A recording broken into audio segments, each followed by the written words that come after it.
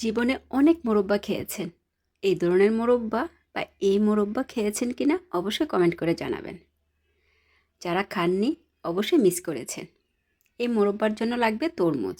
তরমুজের লাল অংশটা না, খোসাটা, মানে যেটা আমরা ফেলে দিই। এই খোসার লাল অংশটা ভালোভাবে পরিষ্কার করে নিচ্ছি। আর এই তরমুজটা চামচ দিয়ে খাওয়া হয়েছে। পিলারের সাহায্যে খোসাটা ছাড়িয়ে নিচ্ছি। আপনারা দা বটি ছুরি দিয়েও করতে পারেন, যার যেভাবে সুবিধা হয়। আমার পছন্দ মতো বড় বড় টুকরা করে নিয়েছি। আপনাদের পছন্দ অনুযায়ী টুকরা করে নিতে পারেন, তার চেয়েও বড় করে নিতে পারেন। এখন ভালোভাবে ধুয়ে নিব। প্রথমে ধুয়ে নিয়েছিলাম, এখন 1-2 বার ধুলেই হবে। যাই হোক, এই পিসগুলোকে আমি এখন কাঁটা চামচ দিয়ে এভাবে কেচে নেব, যেন চিনির শিরাটা প্রত্যেকটা পিসের ভিতরে ভিতরে যায়। ভালোভাবে কেচে নেব। আপনাদের পছন্দ অনুযায়ী কেচে নিতে পারেন, আর যে কোনো জিনিস দিয়ে কেচে নিতে পারেন। এপিঠ ওপিঠ 2 পিঠে ভালোভাবে কেচে নিতে হবে। সবগুলোই আমার কেচা হয়ে গেছে। দেখেন কত সুন্দর লাগছে। এখন চুলায় আমি একটা কড়াই বসিয়ে দিব, অল্প পরিমাণ পানি দিব, আর পরিমাণ মতো চিনি দিব।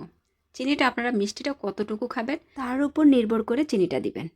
আমরা তো চাল কুমড়ার মোরব্বা অনেক খেয়েছি, সেম ওই ধরনের মোরব্বা, কিন্তু এটা হলো তরমুজের মোরব্বা। যাই হোক, চিনি শিরার মধ্যে আমি পিসগুলো দিয়ে দিলাম। আপনারা চাইলে কিন্তু পিসগুলো আগে একটু সিদ্ধ করে পানিটা চিপে তারপর দিতে পারেন, মানে চিনি শিরাটা ঘন করে। আমি সরাসরি দিয়েছি, এভাবে দিলে অনেক সময় লাগে সিদ্ধ হতে। তারপর আমি একটু স্বাদমতো লবণ, একটু দারচিনি, তেজপাতা, কয়েকটা এলাচ দিয়েছি। সুন্দর ফ্লেভার আসবে। আর এই মোরব্বাটা কিন্তু আমি ঢেকে ঢেকে রান্না করব। ঢেকে দিলে সিদ্ধ হতে খুব সহজ হয়ে যাবে। আর চুলাটা লো হিটে রেখে মোরব্বাটা বানাতে হবে, কারণ চুলাটা হাই হিটে রাখলে শিরাটা তাড়াতাড়ি শুকিয়ে যাবে।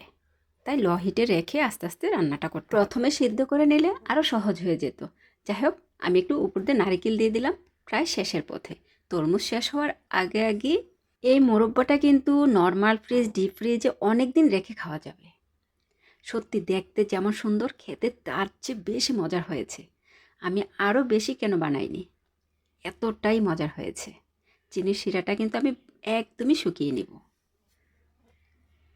এই ভিডিওটা যদি ভালো লেগে থাকে অবশ্যই একটা শেয়ার করে দিবেন, অন্যদের দেখার সুযোগ করে দিবেন।